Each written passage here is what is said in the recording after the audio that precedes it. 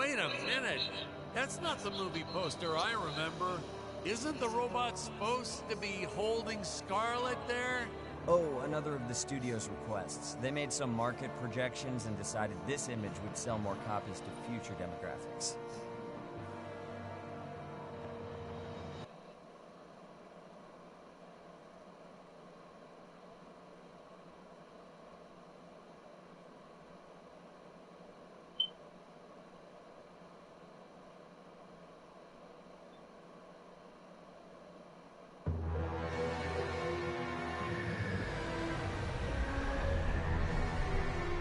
Hello, Dan Smith here. I directed this film back in, well, it feels like a century ago. Yeah. The studio asked me to provide a commentary track for the DVD release. And wham! Straight into the action. No fluff or anything. That's what we did back then. Crash-landed ship. Out pops our hero, the fearless Dick Starspeed.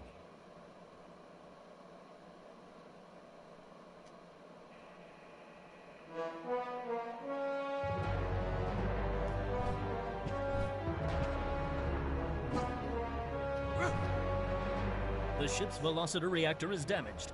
I believe that I am stranded on an alien planet. Played, of course, by actor Jonathan Digby. Went on to some minor roles after this. Such a shame. I thought from day one this guy's got leading man written all over his face.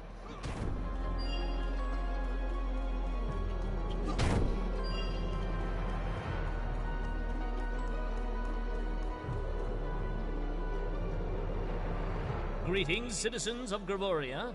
I am Dick Starspeed, and I come in peace. Probably shouldn't have had Dick draw his weapon when he was talking about peas. Well, maybe one day we'll go back and CG it into a sandwich or something instead. Ha! Just kidding. This is what people pay to see. A no-name middle-aged B-list actor duking it out with stuntmen in costumes. Such stunning choreography. Now, the extras in those robot suits really knew how to take a punch. Oh, literally. I told Jonathan not to hold back. Give it all to him. Kick him in the nuts and bolts. Holy smokes!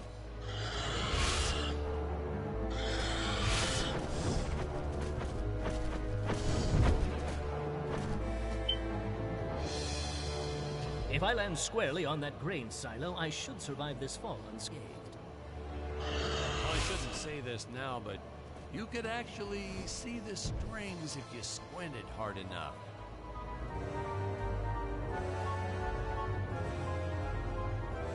A screenwriting trick from back in the old days. You put a grain silo or some haystacks down and it solves all your gravity-related problems.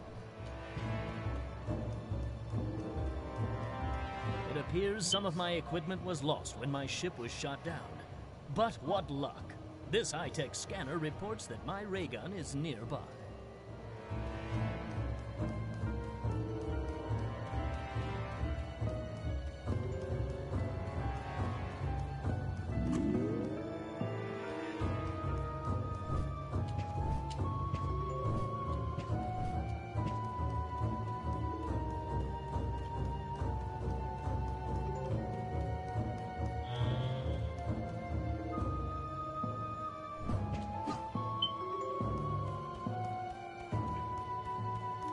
Oh, the dinosaurs.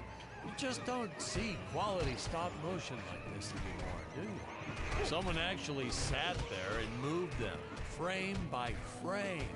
Today, it'd be done with computers, but where's the artistry in that?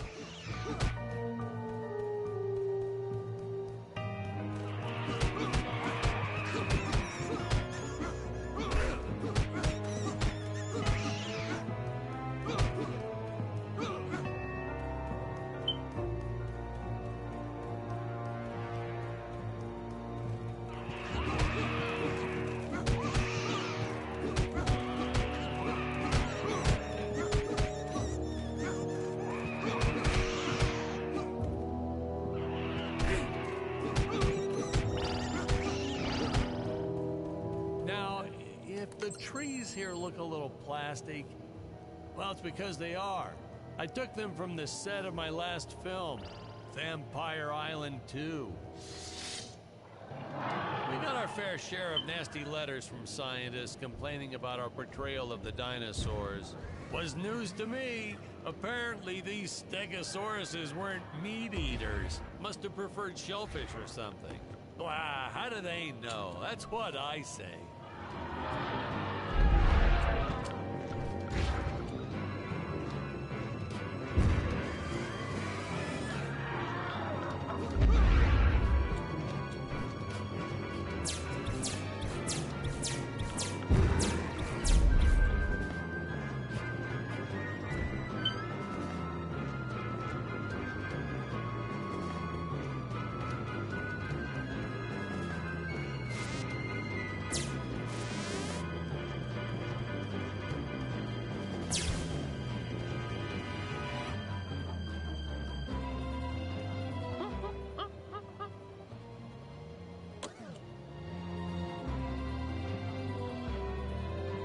As usual, the local population is defenseless. That's where our hero steps in and saves the day.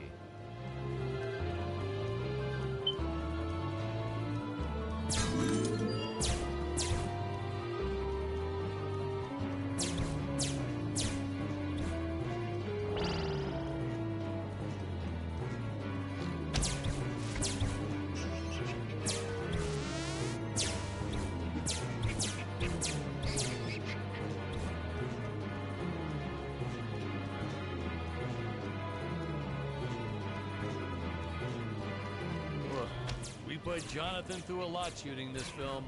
He wasn't the best actor, especially when reacting to getting hit. He's what you'd call a flincher. So I told the stuntman to really just go to town on him. It's the only way to get an honest performance sometimes. Our props master tried to make the weapons soft, but there's only so much you can do. Lucky for us, Dick's entire body was covered in that spacesuit. That thing was a lifesaver when it came to hiding bruises.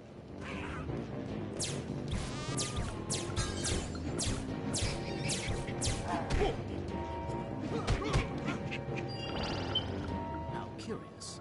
They dissolved into what appears to be gold.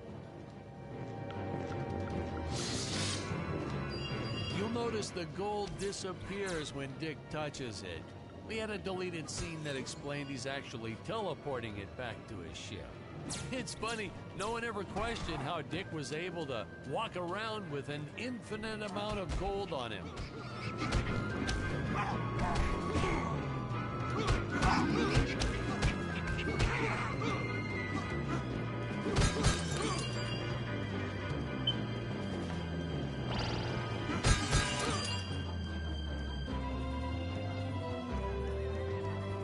We had to redo these shots. Our first attempt was kind of a disaster. We tried using real apes, thought it'd cut down on the costume budget a bit. But have you ever tried working with apes? They are the worst actors ever. They don't sit still for a moment, and the second you take your eyes off of them, they're flinging their feces all over the place. Jonathan refused to work with them after he got, well, let's just say that he had to take more than a couple of showers one day. You know, you never forget the smell of monkey poo. We steam cleaned the studio top to bottom. Still never got rid of it entirely.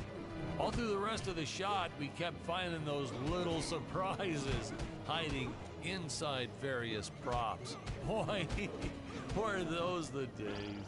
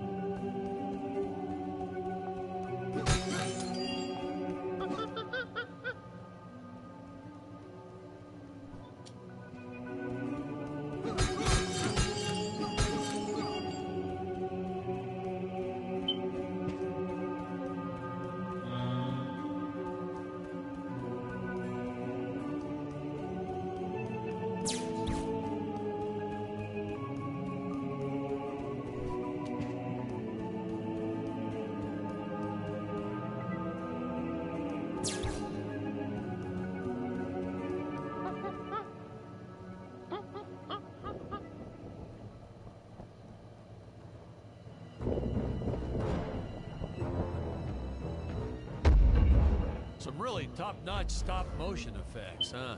Unfortunately, we skimped on the Dick Starspeed puppet a little. The Earthman is not for you to eat, fiend! Well, this was groundbreaking. We had the woman rescuing the man for once. We were really ahead of our time with this scene, but well, then again, I've always been rather progressive. The studio execs didn't seem to get why it was such a big deal, though. Sorry, we don't see this as anything unusual. Ha! Of course! It's unusual. A woman would never save the man. It just doesn't happen. Not in the movies, not in real life. I don't know why we didn't get more recognition for this scene. I guess I was just a little too ahead of my time.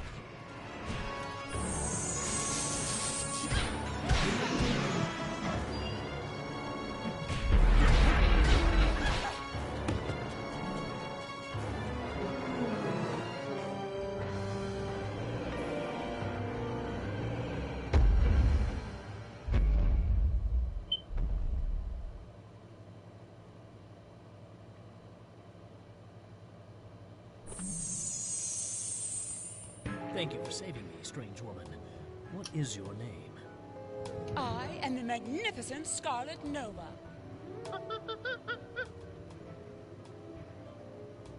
Do not question my motives. Just be happy that you are still alive. I must speak with my father at once. I shall teleport to his chambers.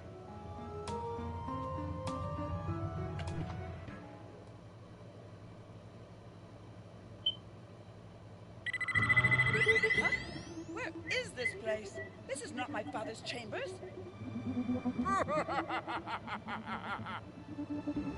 You have disobeyed me for the final time, Scarlet. Enjoy an eternity in the Tower of Eternal Solitude. For all eternity! Ha, the old fool did not notice I am wearing my jetpack.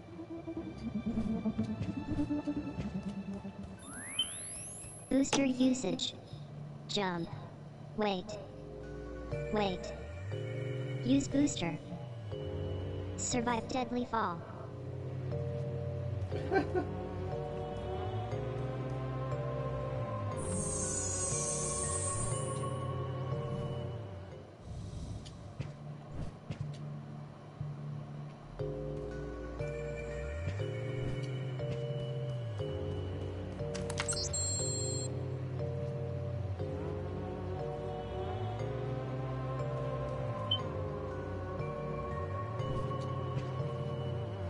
Scarlet didn't quite realize she needed to shoot those energy orbs down below.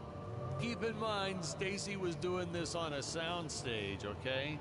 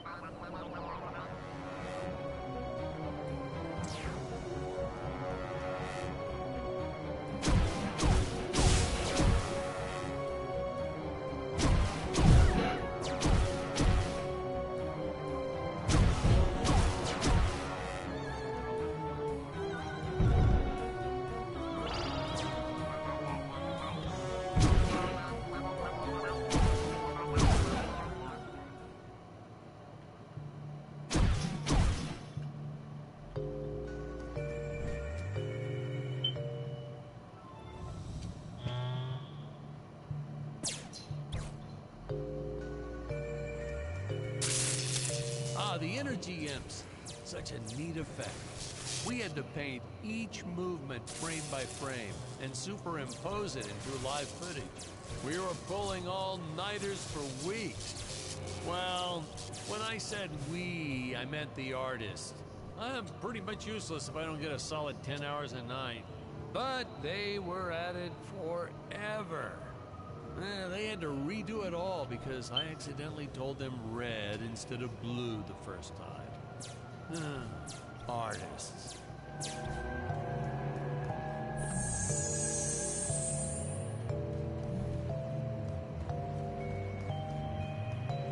Curses!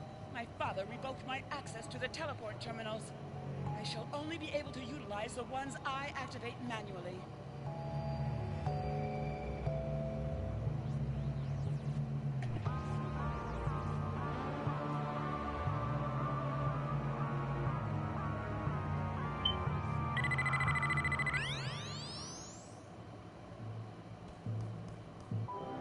Ah, I knew you would return. Puny Earthman, you shall help me overthrow the Emperor. Why would you turn against your own father? How do I know I can trust you? Oh, this scene. This is practically Shakespeare in outer space. Just as the entire planet does. And, huh? Patrick, what's wrong with the video? Sorry, sir. Technical problems. Darn it, we're missing some really good writing here. There. Sorry about that. Well, we just passed right by her big scene. Basically, they agree to work together, but one must stay behind in the sleep chamber at all times. Should I rewind? Never mind. I'll continue from here.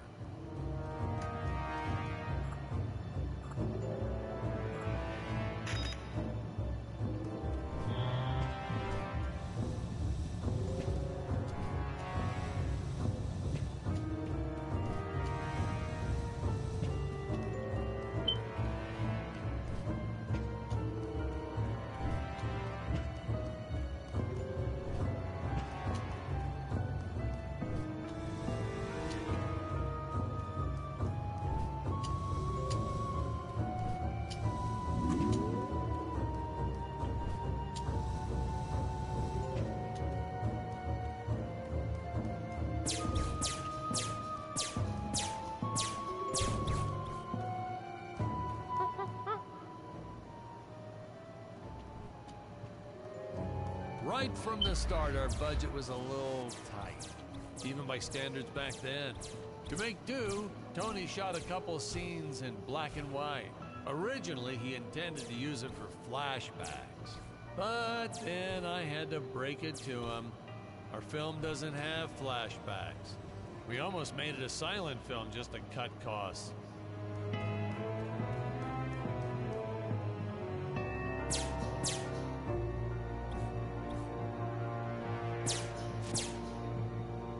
I felt it was an absolute necessity we have a T-Rex in this film, but we got this Serato thing instead. Of course, I went through the whole production thinking it was a T-Rex because, really, who can tell the difference anyway?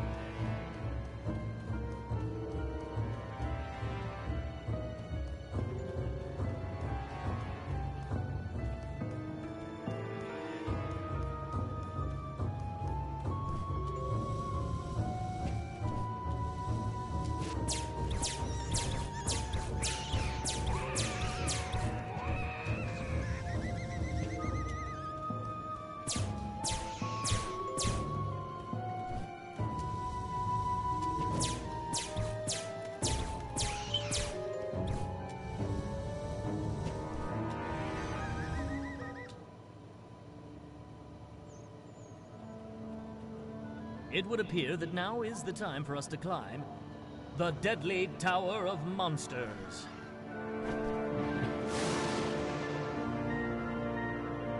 Good screen.